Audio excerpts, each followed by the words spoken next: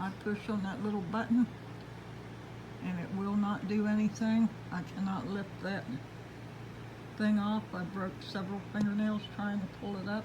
It's like it's glued on, and it's frustrating, and I'm tired of it. I've done everything that this said to do, but it does not come off easy. It doesn't come off at all. As I said, it's almost like it's glued.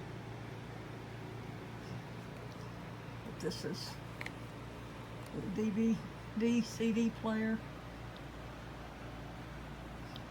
the so-called remote that won't do a thing for me.